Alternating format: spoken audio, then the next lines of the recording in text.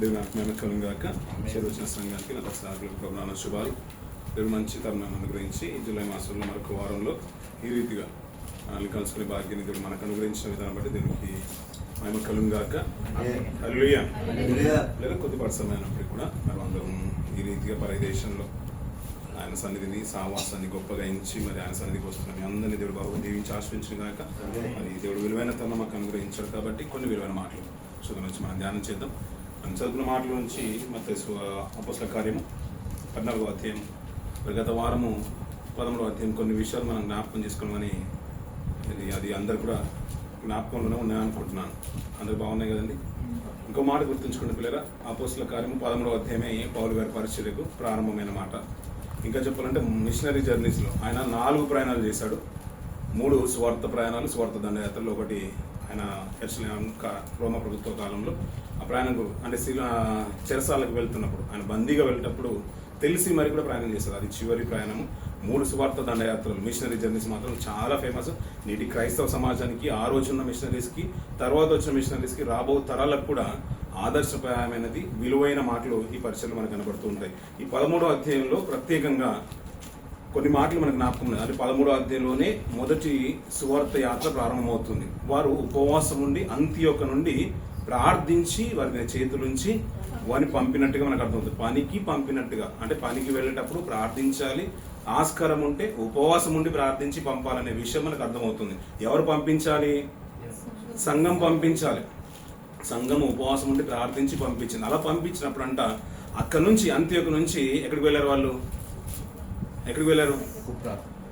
అక్కడ వచ్చిన మాటలు పిల్లరా 4వ వచనం, కాబట్టి వీరు పరిశుద్ధాత్మ చేత పంపబడిన వారే సెలువుకైపు వచ్చి అంటున్నారు. ఈ మాటల మీద జ్ఞాపకం ఉంచుకునే పిల్లలు, మన చివరి గ్రంథము ప్రకటన తర్వాత కూడా ఒక మ్యాప్ ఉంటుంది. ఇంకా కొత్త బైబుల్లో అయితే ఈ రెడ్ కలర్ ఉన్న ఈ సైడ్లో రెడ్ కలర్ ఉన్న బుక్లలో అయితే పౌలు గారి ప్రయాణాల కొరకు ఒక ప్రత్యేకమైన ప్రింట్ కూడా ఉంది. చాలా బాగుంటుంది. అది నోటెడ్గా ఉంటే ఇంకా అద్భుతంగా ఉంటుంది. అంత్యోక నుండి ఎక్కడికి వచ్చారంట? మళ్ళీ ఎక్కడికి వచ్చారంట? సెలుకకి వచ్చారు. ఎందుకు వచ్చారంటే అక్కడ ఓడరే ఉంది. అక్కడ సెలుకకి వచ్చి అక్కడ నుంచి కుప్రాకు వెళ్ళారు. కుప్రాలో ఒక ప్రాంతం ఉంది. ఆయన ఎవరయ్యా అంటే స్థానికంగా బర్నబా గారి యొక్క ఎవరంట? దేని గురించిందంట? ఆయన ఒక పొట్టినీళ్ళు అది. అక్కడ వెళ్ళారు, కుప్రాకు వెళ్ళారు. కుప్రాకు వెళ్ళి అక్కడ ప్రాంతంలో వాక్యాన్ని ప్రకటించి అక్కడి నుంచి ఎక్కడికి వెళ్తున్నారో మాట్లాడుతున్నారు. పాపు అనే ఊరికి వచ్చి అన్నారు. ఇవన్నీ మనకు బాగా తెలిసిన మాటలు. ప్రకటన గ్రంథం చివరి తర్వాత ఈ మనకి ఎలాగైతే బయలుదేరుతున్నారో అలాగే మళ్ళీ రిటర్న్ వస్తారు. అంత్యోక నుండి సెలుకకు వచ్చారు. అక్కడ నుంచి కుప్రాకు వెళ్ళారు. ఓడరేని ఎక్కి కుప్రాకు వెళ్ళారు.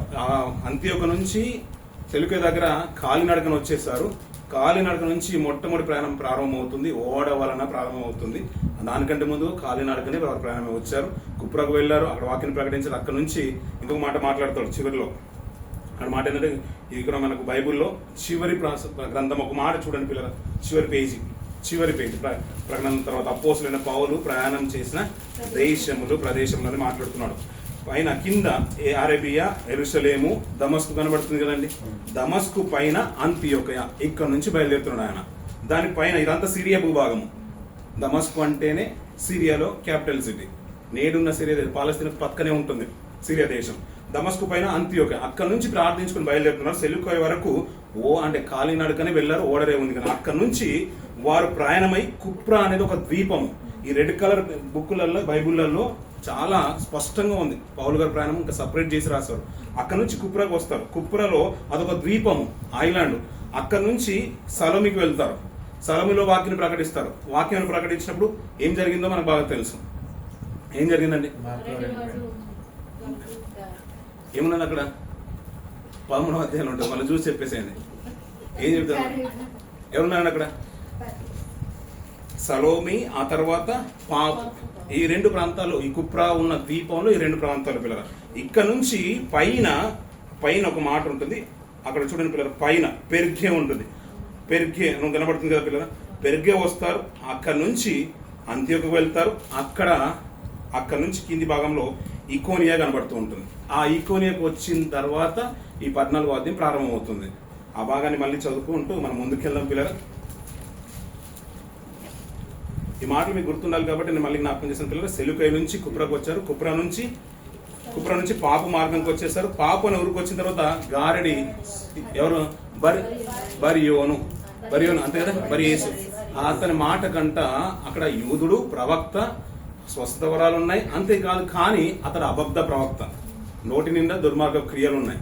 అతను ఒక అధికారి కింద ఉన్నాడు. అక్కడికి వచ్చిన తర్వాత వాక్యాన్ని బాగా ప్రకటించిన తర్వాత పౌలు గారి వాక్యాన్ని, బర్నబా గారి వాక్యాన్ని వినదలిచినప్పుడు, వారు ప్రకటించినప్పుడు అక్కడ వారు చేసే క్రియలు బాగాలేదు కాబట్టి కొంతకాలము దేవుడు వారిని కన్ను మూసేశాడు. గుడ్డివాడు అయిపోయాడు. కొంతకాలము కంటి చూపు కనిపించట్లేదు.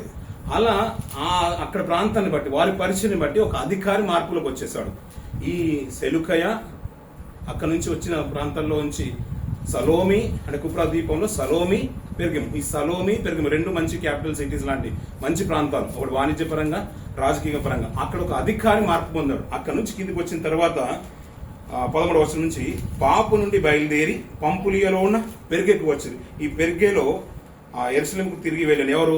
యోహాను గారు, మార్కు గారు వెళ్ళిపోతున్నారు. ఈ ప్రాంతం గుర్తుంచుకోవాలి. మొట్టమొదటి గుర్తుంచుకుని పిల్లలు, కుప్రాకు వెళ్ళకంటే ముందుగా వారు వెళ్ళిన ప్రాంతం ఏదంటే సెలుకయ. అక్కడ నుంచి ఓడరేవెక్కి కుప్రాకు వచ్చారు. కుప్రా అనేది ఒక ప్రాంతం.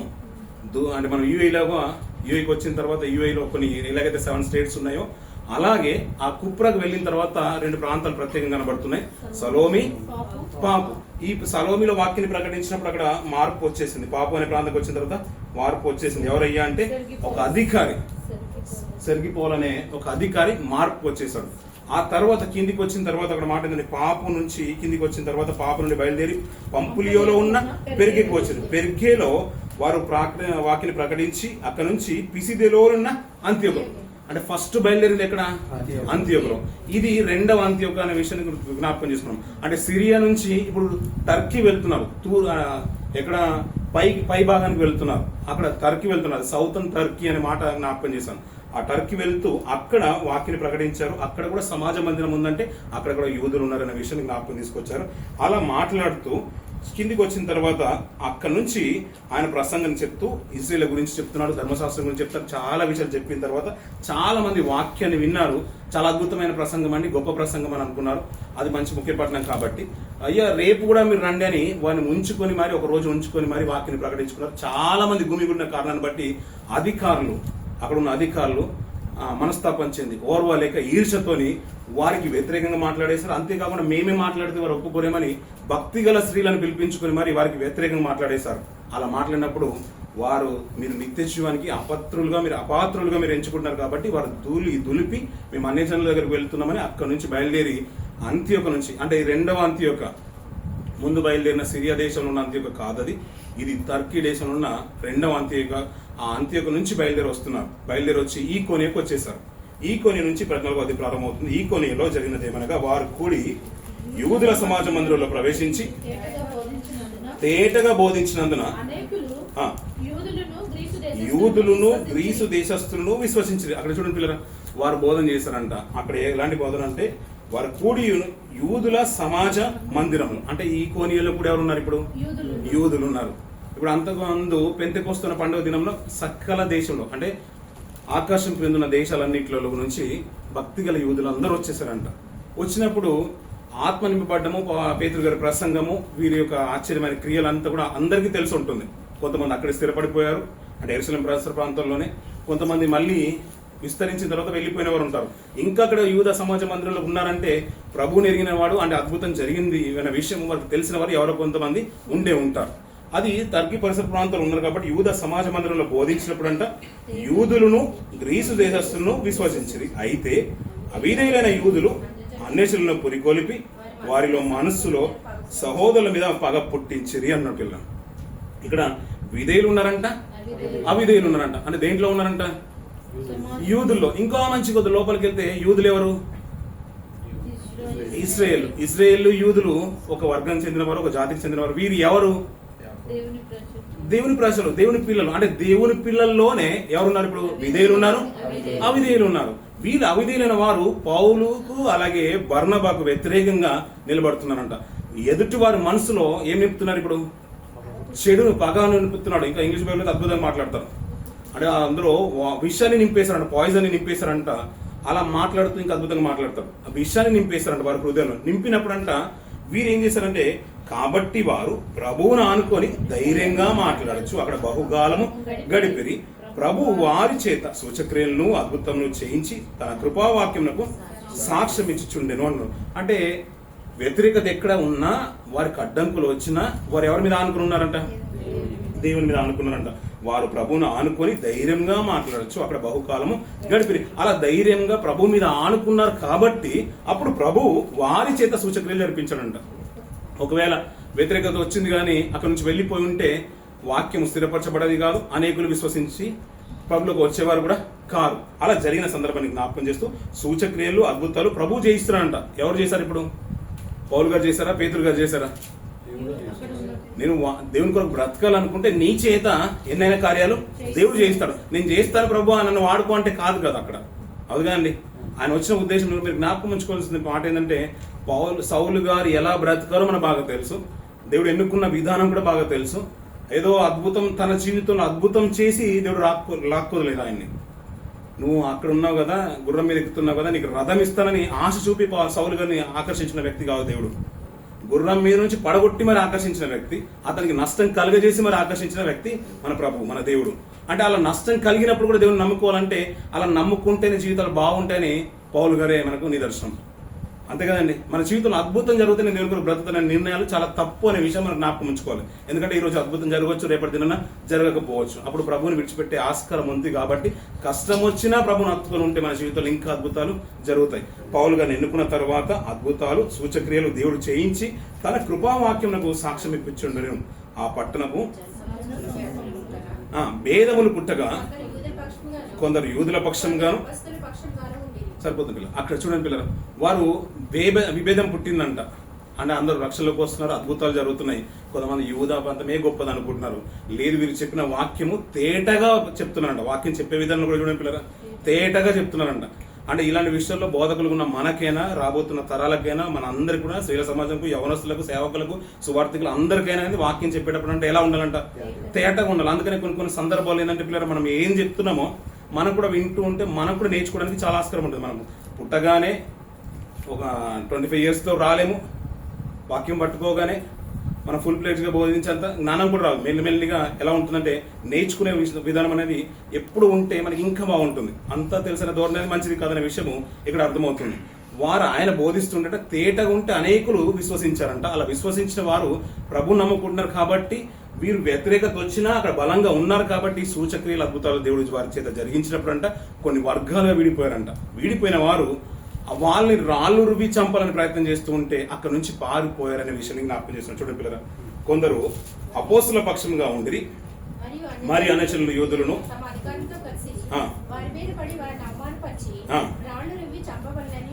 ఉండిరి.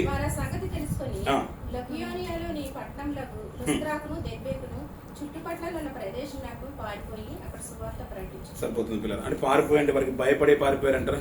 ఎందుకంటే దేవుడు పిలుచుకున్న విధానం ఏంటంటే, ఇంకా ఈ అన్ని జనులకు సువార్త వెళ్ళాలి కాబట్టి అందుని బట్టి సౌలు గారిని వీరిని బర్నబా గారిని ప్రత్యేకపరిచారు కాబట్టి ఇంకా పరిచర్య భారం ముందుంది కాబట్టి దాని కొరకు వీరు అక్కడి నుంచి తప్పించుకొని వచ్చారనే విషయం మనకు అర్థమవుతుంది. భయపడిందంటే కారణము, పారిపోవడానికి కారణం ప్రాణ భీతితోని కాదు వారు వచ్చింది.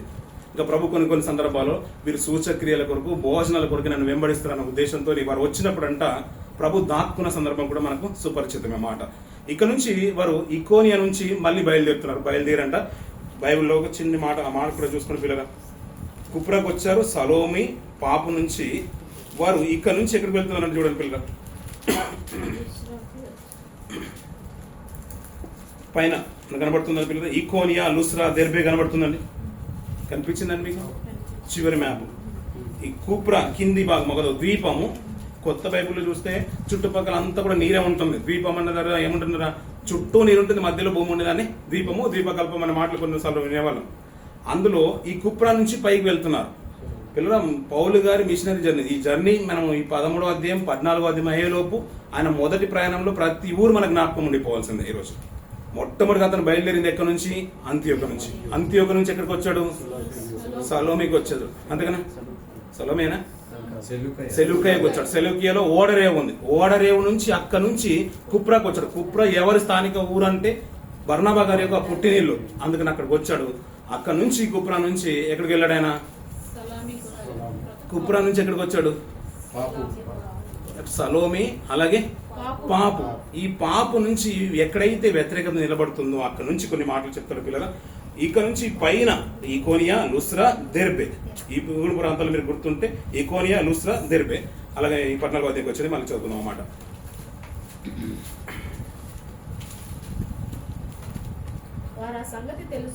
తెలుసుకొని లుకోనియాలోని పట్టణములకు లుస్రాకును దెర్బేకును చుట్టుపక్కల ఉన్న ప్రదేశంలో పారిపోయి సువార్త ప్రకటించు. ఎక్కడి నుంచి వెళ్ళారు ఇప్పుడు వీరు? ఈకోనియా నుండి పైన కుప్రా అనే దీపంలో 2 ప్రాంతాలు కనబడ్డాయి మనకు. సలోమి, ఇక్కడ నుంచి ఈకోనియాకు బయలుదేరి వెళ్తారు. ఈకోనియా పైన ఉన్న భాగం, ఈ లుస్రాకు పక్కన ఉన్న భాగం, అక్కడ పైన ఈకోనియాకు వెళ్ళి అక్కడ వాక్యాన్ని ప్రకటించినప్పుడు అనేకులు విశ్వసించారు, వ్యతిరేకం నిలబడ్డది, అలాగే స్వస్థతలు కూడా జరిగాయి. ఆ సందర్భంలో ఏం చేయాలనుకున్నారంట? రాళ్ళు రువి చంపాలనుకున్నారంట. అక్కడ నుంచి పారిపోయి ఈ భాగంకి వచ్చేసారు పిల్లలు. ఈ లుకేనియా పట్టణంలో లుస్రాకును దెర్బేకును చుట్టుపక్కల ప్రదేశంలో పారిపోయి అక్కడ సువార్త ప్రకటించడం. లుస్రాలో బలహీనత పాదములు కూడా ఒకడు ఉండేను. అతడు పుట్టినది మొదలుకొని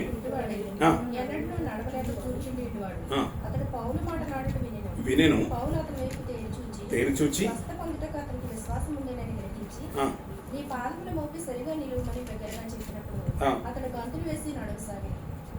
సరిపోతుంది. ఇక్కడ మాట కొంచెం ఈ పట్టణంలో లుస్రాకును దెర్బేకును వచ్చారు. అక్కడ నుంచి ఎక్కడి నుంచి? ఈకోనియా నుండి వచ్చారు పిల్లలు. ఈ పట్టణంలో స్టార్టింగ్ లోనే ప్రారంభమవుతుంది. ఈకోనియా నుండి లుస్రాకును దెర్బేకు వచ్చారు. ఈ లుస్రాలో ఒక అద్భుతం జరిగింది. వాక్యాన్ని ప్రకటించినప్పుడు ఒక కుంటివాడు శ్రద్ధతో వాక్యాన్ని వింటున్నాడంట. పౌలు గారి ప్రసంగాన్ని వింటున్నారు. అతను పౌలు గారు అతన్ని చూడగానే అతనికి విశ్వాసం ఉందని ఎవరు గ్రహించారు? పౌలు గారు. ఇప్పుడు స్వస్థత ఉందే విశ్వాసికి. అనారోగ్యం ఉందనుకోండి, మనకు ఎవరో వాక్యం చెప్తున్నారు, ప్రసంగికులు వాక్యం చెప్తున్నారు, మనకు అనారోగ్యం ఉంది, మనలో విశ్వాసము అతనికి కనిపించాలంట. అంతే కదండి. అప్పుడప్పుడు ఏంటంటే బోధకుడికి స్వస్థత పరిచే, ఇప్పుడు డాక్టర్ ఉన్నాడు, డాక్టర్కి వైద్యం తెలిస్తే సరిపోతుంది, రోగికి తెలియాల్సిన అవసరం లేదు. రోగికి కూడా తెలిసింది అనుకోండి, ఎవరు ట్రీట్మెంట్ చేయడం ఏమంటాడు? ఇది అక్కర్లేదు డాక్టర్ గారు, నేను చాలా రోజుల నుంచి వాడుతున్నాను, దీనికంటే కొద్దిగా ఏం పెద్దది ఇచ్చేసేయండి, లేకుంటే ఆ మెడిసిన్ వద్దు ఈ మెడిసిన్ వద్దు అని అంటారు. అప్పుడప్పుడు మనం మీరు హాస్పిటల్కి వెళ్ళండి పిల్లలు. మన వాళ్ళు ఎప్పుడైనా హాస్పిటల్ ఉన్నారు అనుకోండి, అందరూ నర్సులు అయిపోతారు, అందరూ డాక్టర్లు అయిపోతారు. లేదా రోజు చెప్పాను, మీరు వాటర్ తాగుంటే బాగుంటుండే, మీరు ఆ రోజు తినకపోతే బాగుంటుండే, ఇదైతే బాగుంటుండే అని అందరూ డాక్టర్లు అయిపోతారు. అందుకనే ఇక్కడ ఏంటంటే రోగిలో విశ్వాసం కనబడుతుందంట. పౌలు గారు అది గమనించి ప్రార్థన చేయగానే అతను స్వస్థతను అందుకున్నాడు పిల్లల. మనకు 3వ అధ్యాయంలో కనబడుతుంటే పేతురు గారు స్వస్థపరిచిన కుంటి వాడు గురించి, అవును కదా, పుట్టినది మొదలుకొని. అలాంటి అద్భుతము ఎక్కడ జరుగుతుంది? ఇప్పుడు లుస్రాలో జరుగుతుంది. అలాంటి అద్భుతం జరగగానే ప్రజల్లో ఎలాంటి మార్పు వచ్చిందంటే, అక్కడ అన్న మాట చూడండి పిల్లలు, జనసమూహములు పౌలు చేసిన దాన్ని చూచి లుకేనియా భాషలో దేవతలు మనుష్య రూపము దాల్చి మన యుద్ధకు దిగి వచ్చి ఉన్నారని కేకలు వేశారంట పిల్లలు. ఎలా వచ్చారంటమ్మా దేవతలు?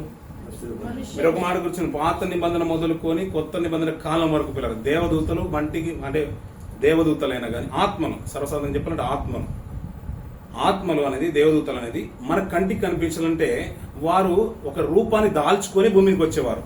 అది పాత నిబంధన కాలం నుంచి జరుగుతుందన్నమాట. వీరేమనుకున్నారంటే, వీరు ఇలాంటి స్వస్థత కలిగించగానే, ఎందుకంటే పుట్టినది మొదలుకొని అతను కుంటివాడే ఉన్నాడు, అద్భుతం జరగగానే అక్కడ ఉన్న సమాజం ఏమనుకుందంటే దేవతలు మనుష్య రూపం దాల్చుకొని మనకు మధ్యలోకి వచ్చేసారంట. అలా వచ్చారని అక్కడ కొన్ని బిరుదులు ఇస్తున్నారు చూడండి పిల్లలు.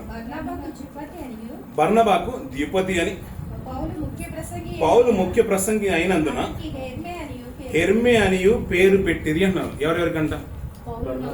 పౌలుకిని బర్నబాగా అని. బర్నబా ఏమని పేరు పెట్టారంట? ద్విపతి, జూపిటర్ అని.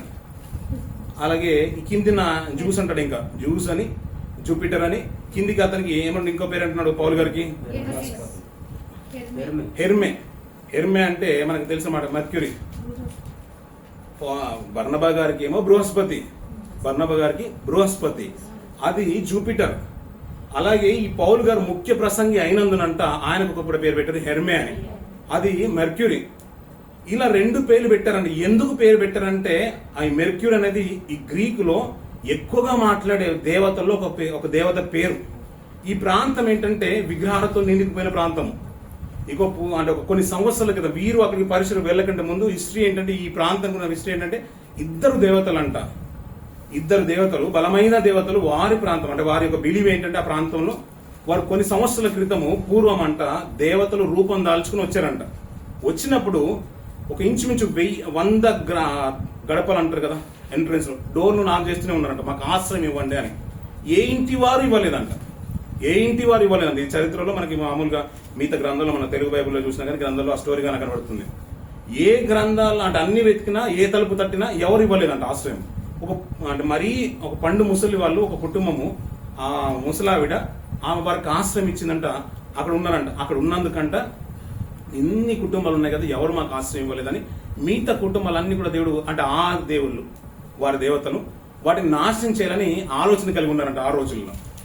అప్పుడు ఎలాగైతే మేము ఆశ్రయం ఇవ్వలేదో ఇప్పుడు 2 మనుషులు వచ్చేసారు కాబట్టి మీరు దేవతలే మనుషుల రూపంలో మీ రూపంలో వచ్చారనుకొని వారికి మంచి పేర్లు పెడుతున్నారు. ఇవి 2 కూడా ఈ గ్రీకులు ఆరాధించే దేవతల పేర్లు.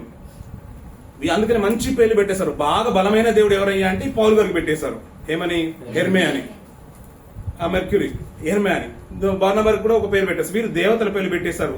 అందుకని మనుషులు మా దేవతల రూపంలో వచ్చేసారు. అందుకని గొప్ప పేరు పెట్టేసి కిందికి కొన్ని మాట్లాడుతుంది. చూడపిల్ల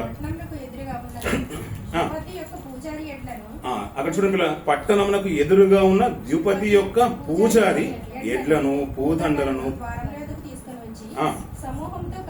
కలిసి బలి అర్పింపవలనని ఉండేది. ఈ ద్యుపతి అనే పేరు ఎవరికి పెట్టేశారు? బర్నబా గారికి పెట్టేశారు. ఆయన బర్నబా గారికి ద్యుపతి అని పెట్టేశారు. ఆయనకి ద్యుపతి మీద ఒక గుడి ఉంది అక్కడ, అర్థమవుతుంది కదండి. ఆ గుడి ఉంది. ఆయన బర్నబా పేరుకి ఏమో ద్విపది అని పెట్టేశారు. ముఖ్య ప్రసంగి పౌలు గారు కాబట్టి అతనికి హెర్మే అని పెట్టేశారు. ఇప్పుడు పౌలు గారికి ముఖ్య ప్రసంగి, పౌలు గారిని నడిపించింది ఎవరు? నిజంగా చెప్పాలంటే తీసుకొని వచ్చిందే బర్నబా గారు. తన పొలం నమ్మి పెట్టిందే బర్నబా గారు. ఇంకా చెప్పాలంటే ఆదరణ పుత్రుడు అంటాడు ఆయన గురించి. అంత ముందు నుంచి పరిచయం ఉన్నాడు, గొప్పగా సాక్ష్యం కలిగిన వ్యక్తి.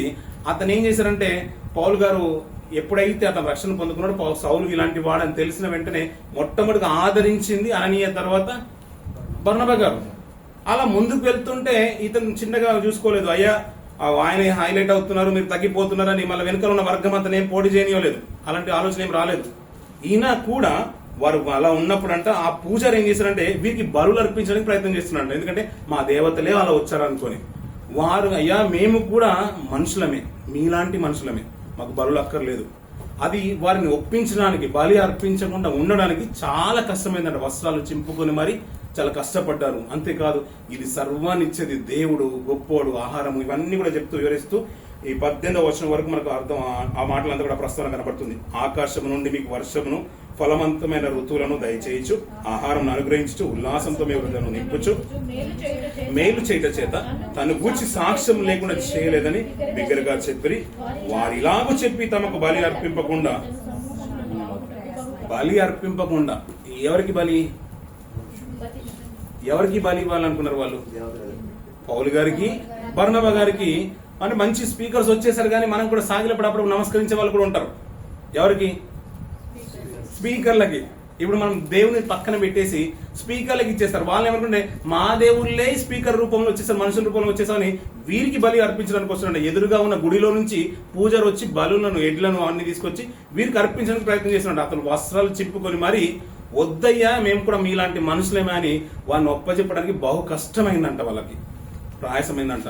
లేదు బాగానే ఉంది, అక్కడ ఒకటి నువ్వు కట్టేసుకో ఇల్లు, ఇక్కడ ఒకటి నేను కట్టేసుకుంటే ఇక్కడ స్థిరపడిపోదామని అన్న ఆలోచన మీకు రాలేదు పిల్లరా. ఎందుకంటే పరిచర్య భారం ఎలా ఉంది, వారికి చాలా ఉంది. చాలా మంది ఇండియా నుంచి ఇక్కడ స్పీకర్ వచ్చేసి ఇక్కడ ఆదాయం ఎక్కువ ఉందని ఇక్కడ స్థిరపడిపోయిన సేవకులు కూడా చాలా మంది ఉన్నారు గల్ఫ్ లో. నిజమండి. మన దుబాయ్లోను, అబుదాబిలోను, రసల్ గేమలోను, ఇంకా ఆన్లైన్లోను కూడా దొరుకుతారు. ఇక్కడ స్పీకర్ మెసేజ్ కొరకు వచ్చి యానివర్సరీలో మెసేజ్ చెప్పడానికి వచ్చి ఇక్కడ స్థిరపడిపోయిన సేవకులు. ఇన్కమ్ బాగుందని ఇక్కడ స్థిరపడిపోయారు, ఏదో విధంగా స్థిరపడిపోయారు. కానీ పౌలు గారు కానీ బర్నబా గారు కానీ అలాంటి ఆలోచన తీసుకొని రాలేదు. వారికి కష్టమైపోయిందంట. అలా కష్టమైన తర్వాత 19వ వచనం నుంచి కొన్ని మాటలు మాట్లాడుతున్న చూడండి పిల్లలు. అంత్యోక్య నుండి, ఈకొనియ నుండి యూదులు వచ్చి జన సమూహములను తమ పక్షముగా చేసుకొని పౌలు మీద రాళ్లు రువి అతడు చనిపోయినని అనుకొని పట్టణపు వెలుపలికి అతన్ని ఈడ్చిరి అన్న పిల్లలు. ఆ మార్చుకునే పిల్లలు అంత్యోక నుండి, ఈకొనియ నుండి. ఫస్ట్ అంత్యోకలో ప్రారంభమైపోయింది. ఆ తర్వాత ఎవరు ఇక్కడికి ఎలా వచ్చారు? ఈకొనియకు వచ్చేసారు. వీరందరూ ఏం చేశారంటే ఈ ప్రాంతం అంతా కూడా ఏమైపోయిందంటే అక్కడ వ్యతిరేకత ఉంది, అక్కడ నుంచి వచ్చేసారు. కాబట్టి వీళ్ళందరూ ఏమైపోయారంటే గుమిగుడిపోయారు. ఈకొనియలో అధికారులు ప్రయత్నం చేశారు, అవ్వలేదు. వారు ఏం చేశారు, భక్తి గల స్త్రీలను కూడా వెంట పెట్టుకుని వచ్చారు. అంత్యోకలో అలా జరిగింది. ఆ ఈకొనియలో కూడా వ్యతిరేకత వచ్చింది. అంత్యోక వారు ఈకొనియ వారు అందరు గుమిగుడి వీరు ఎక్కడైతే లుస్రాలో ఉన్నారు కాబట్టి వీరి దగ్గరికి వచ్చేసారు. వచ్చిన తర్వాత ఏం చేశారంట, రాళ్ళు రువ్వి అతడు చనిపోయిన, అంటే రాళ్ళు రువ్వేశారా రువ్వాలనుకున్నారా? కొట్టేశారు, అంతే కదా. రాళ్ళు రువ్వేశారు. వేసిన తర్వాత అతడు చనిపోయాడు అనుకుని ఈడ్చుకొని వెళ్ళిపోయారంట. ఎవరు చనిపోయారని? ముఖ్య ప్రసంగికులు పౌలు గారు. ఏమన్నా మీరు ఆలోచించండి పిల్లల, పౌలు గారికి ఏదో కొదువైపోయి పరిచయకు రాలేదండి. ఏమి ఆధారం లేక, ఉద్యోగం లేక పరిచయకు రాలేదు అతను. అదొక మంచి అధికారి కింద ఉన్నాడు, ఒక అధికారిగా ఉన్నాడు, ధర్మశాస్త్రంలో ప్రావీణ్యుడు, ఇంకా ఏదైతే ధర్మశాస్త్రం నమ్ముకుంటాడో దాంట్లో ప్రవిష్టుడు అంటాడు.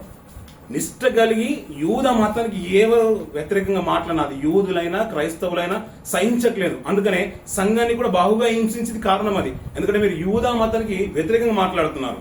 మా దేవుడు యెహోవానే, అతన్ని మించి ఇంకా వేరే దేవుడు లేడు. మీరు క్రైస్తవం గురించి మాట్లాడుతున్నారు. అందుకని సంఘంలో వచ్చి అంటే 8వ అధ్యాయం మనం చూస్తూ ఉంటాం. ఆ మాట మొదటి వర్షం చూడండి పిల్లలు, 8వ అధ్యాయం.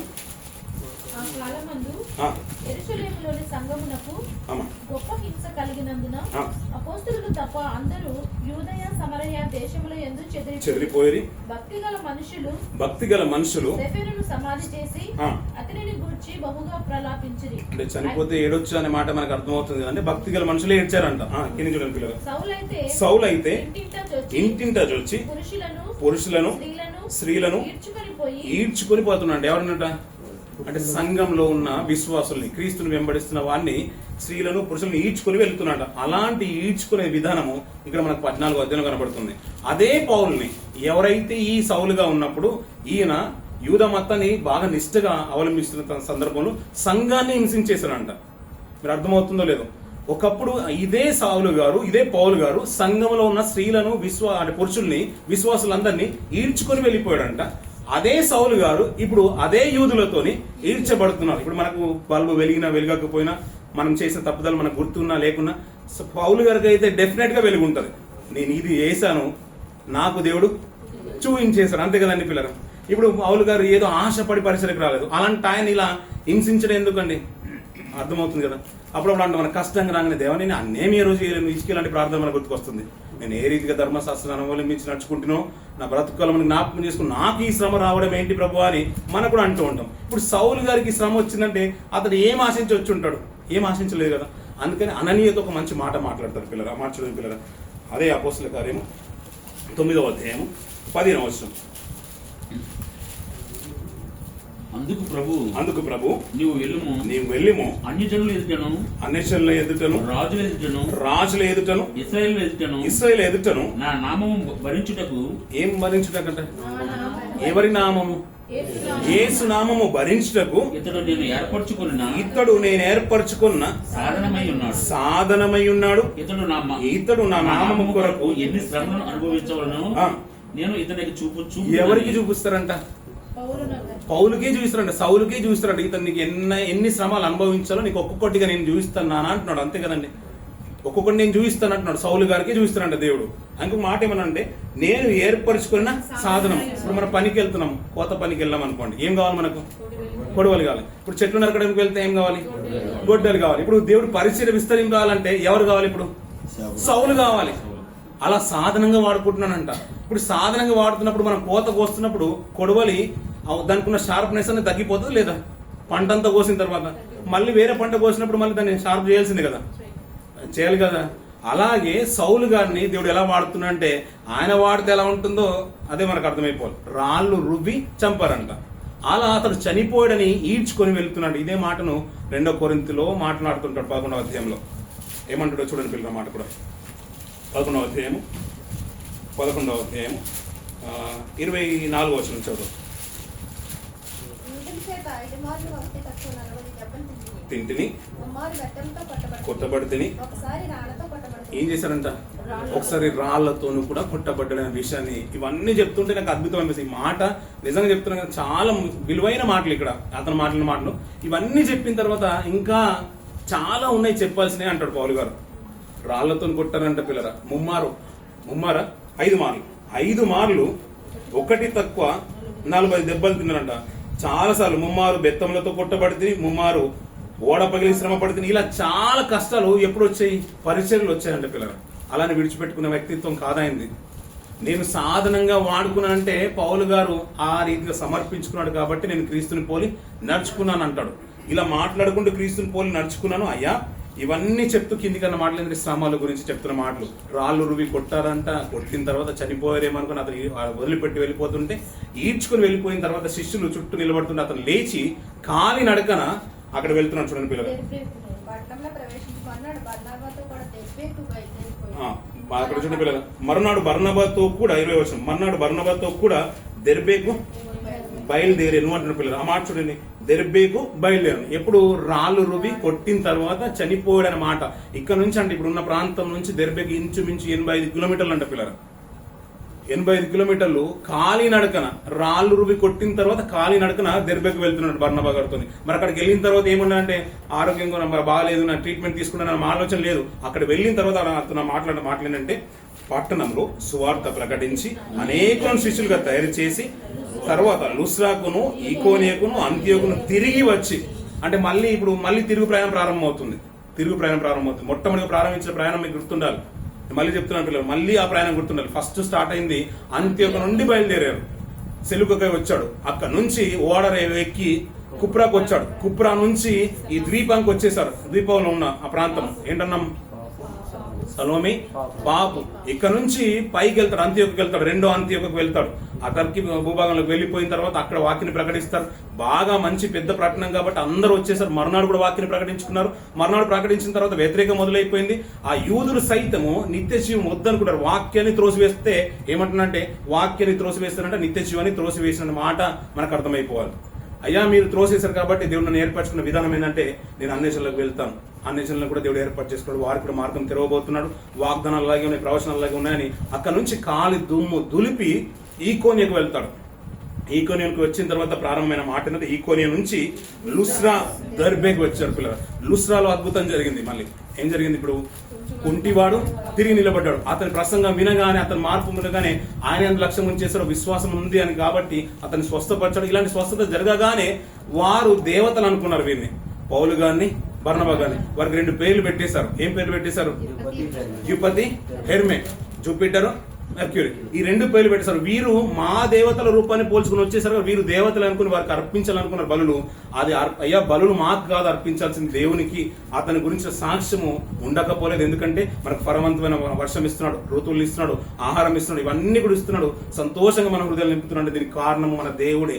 ఆయన తప్ప పూజకు గాని బలికి అర్హులు ఈ లోకంలో ఎవరు లేరు. మేము మీలాంటి మనుషులేమని తమకు వచ్చే సన్మానాన్ని వద్దనుకొని వారిని ప్రయాసంతో బహు కష్టతరంగా వారిని ఒప్పించేసారు. అక్కడ నుంచి లుస్రాలో చాలా మంది ఈకోనియ నుండి, అంత్యోక నుండి మనుషులు వచ్చేసి వారికి వ్యతిరేకంగా రాళ్ళు రువి కొట్టినప్పుడంట అతను చనిపోయాడేమో అనుకుని విడిచిపెట్టి వెళ్ళిపోతుంటే అయ్యా మళ్ళీ తిరిగి లేచి అక్కడ నుంచి బర్నబా గారితో పాటు దెర్బేకు వచ్చేసాడు. దెర్బేకు వచ్చి అక్కడ అనేక దినములు వాక్యాన్ని ప్రకటించి అనేకులను ఏం చేశారంట?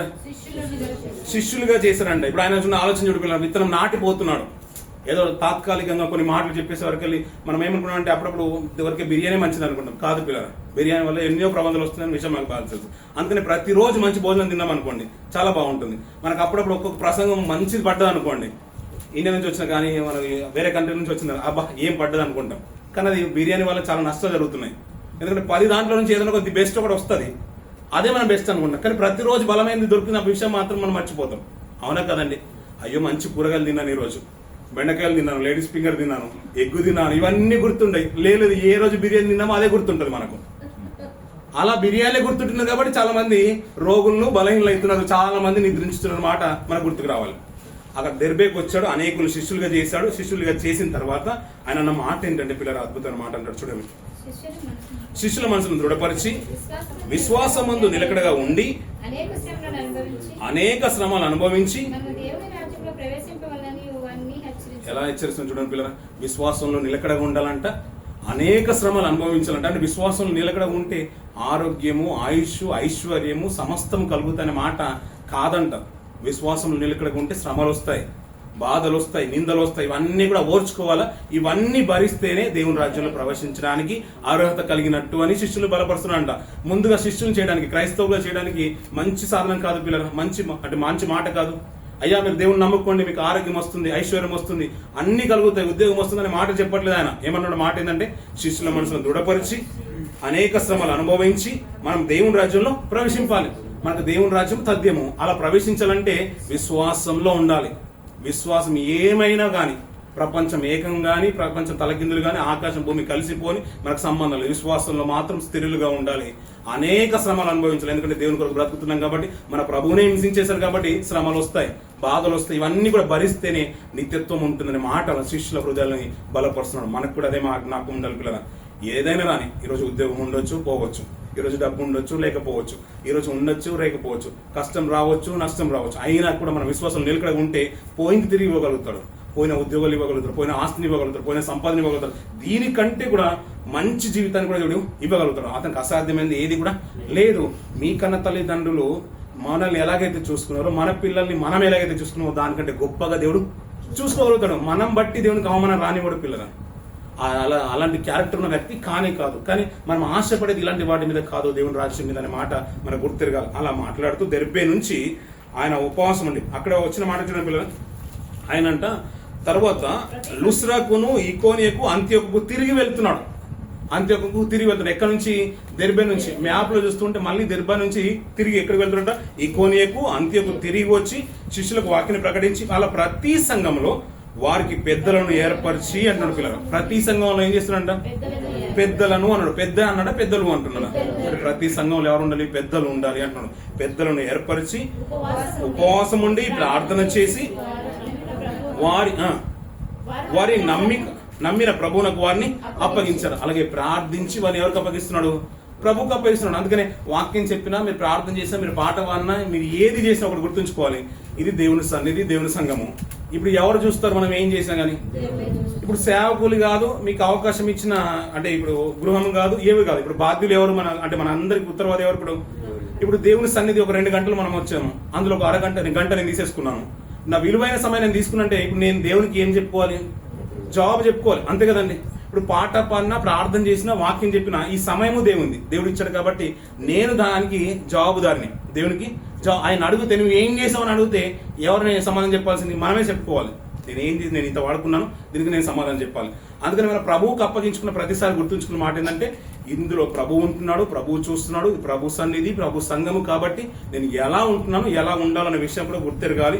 ఇంకో మాట ఏంటంటే, అక్కడ మంచి మాట, ప్రార్థన చేసి వారు నమ్మిన ప్రభువుకు వారిని అప్పగించిరి. తరువాత పిసిదియా దేశమంతటా సంచరించి పంపులియకు వచ్చిరి.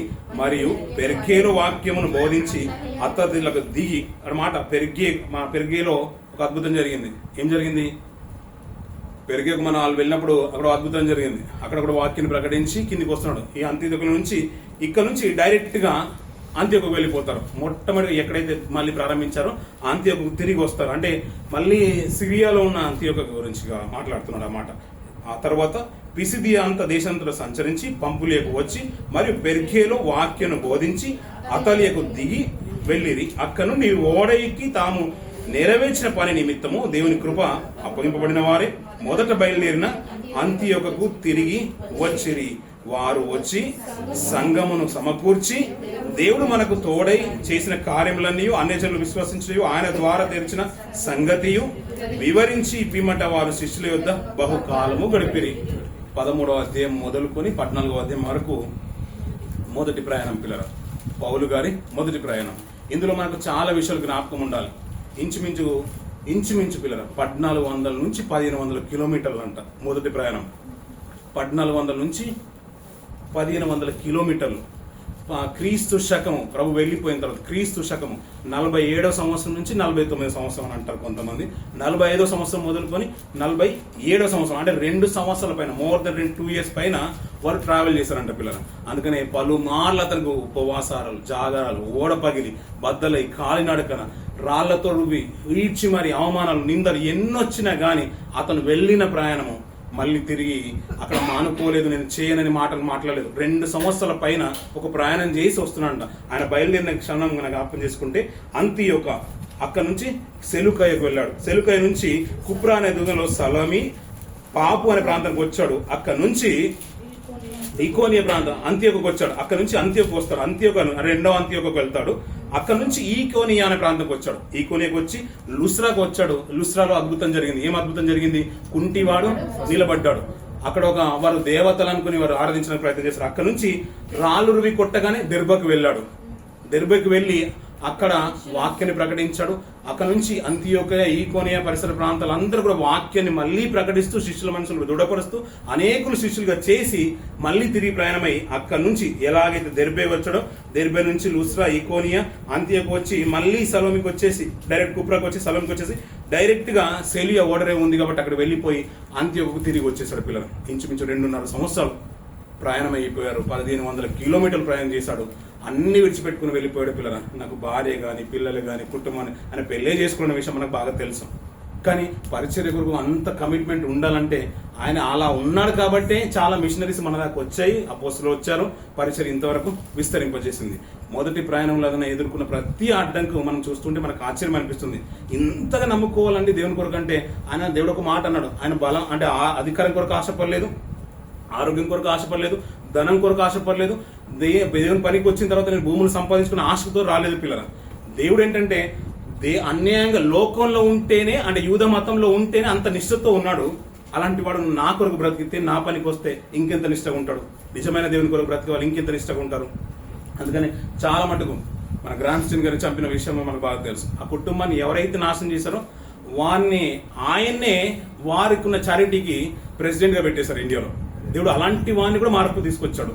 సౌలునే మార్చిన దేవుడికి చిన్న చిన్నవి చాలా చాలా విషయాలు చాలా చిన్నవి. మనలాంటి వాళ్ళు మారమా?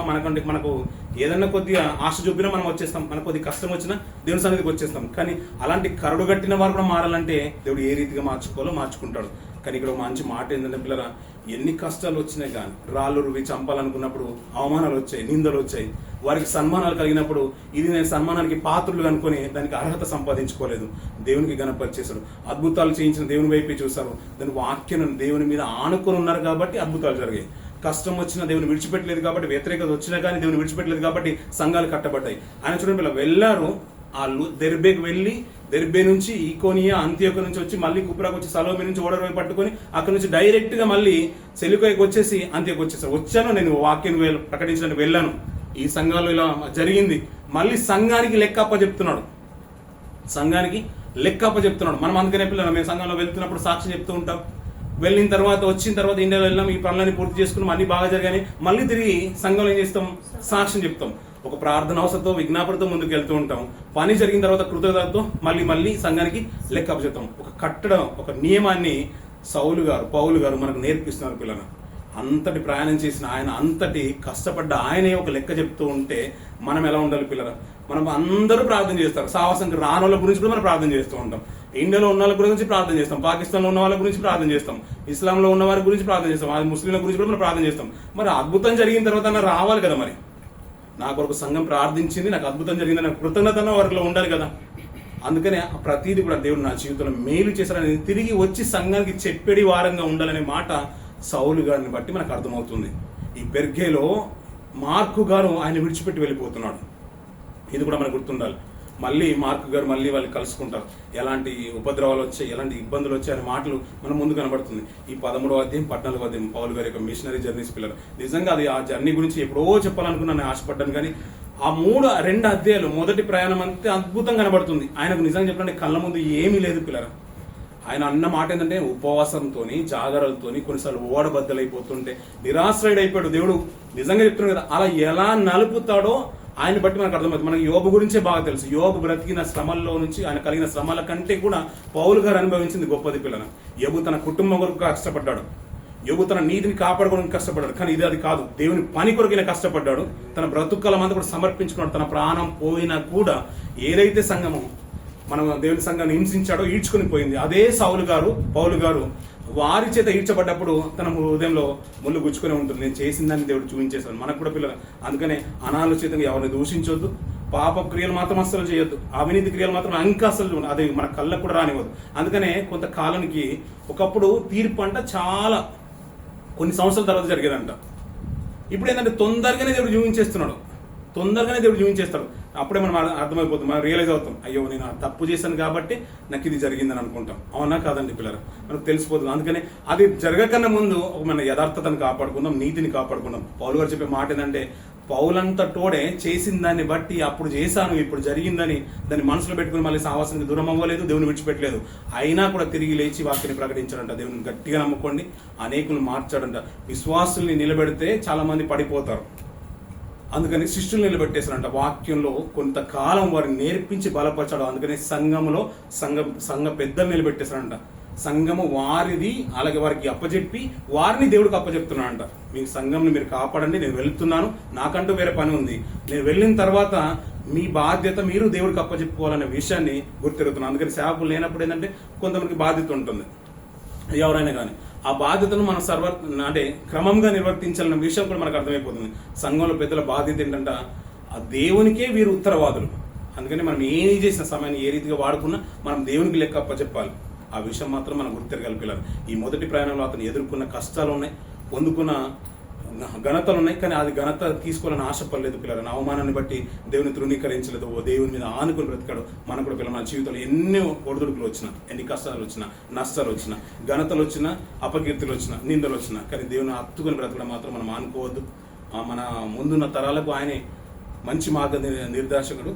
అలాగే మనకు కూడా మంచి ఆయన అన్న మాట ఏంటంటే, నన్ను పోలి నడుచుకోమంటాడు, నన్ను పోలి నడుచుకోమన్నాడు. ఇప్పుడు మీరు క్రీస్తు వైపు చూడాల్సిన అవసరం కూడా లేదు, దానికంటే ముందు నేను ఉన్నాను అంటాడు. ఎందుకంటే అంత గొప్పగా బ్రతికేశాడు కాబట్టి నన్ను చూడమన్నాడు. అలాంటి గొప్ప నీతిమంతుని ఈ అపోస్తులు ఈ కార్యాలు పొందుకోవడం అనేది చాలా అద్భుతం అనిపించింది. మొదటి 7 అధ్యాయాలు యెరూషలేం పరిసర ప్రాంతంలోనే సువార్త జరిగింది. 8వ అధ్యాయం నుంచి 13వ అధ్యాయం 12వ అధ్యాయం చివరి వరకు యూదయ సమరయ ప్రాంతంలో పరిచయం జరుగుతుంది. ఈ 13వ అధ్యాయం నుంచి 28వ అధ్యాయం వరకు అన్ని జనుల్లోకి సువార్త విస్తరింపబడుతుంది. అందులో మొట్టమొదటి సాధనంగా సౌలు గారు వాడబడుతున్నారు. ఇటు ఘనత ఆ రోజు ఆయనకు దక్కింది, నేటి తరాల్లో కూడా మనకు దక్కాలి. ఉన్నతంగా దేవుని కొరకు బ్రతకాలి. ఈ కొద్ది మాటలు మన ఆత్మీయతనికి ఉపయోగపడాలని కోరుకుంటే ఈ మాటలు ముగిసిన దేవుడి మాటలు దీవించి ఆశ్రయించింది కాక.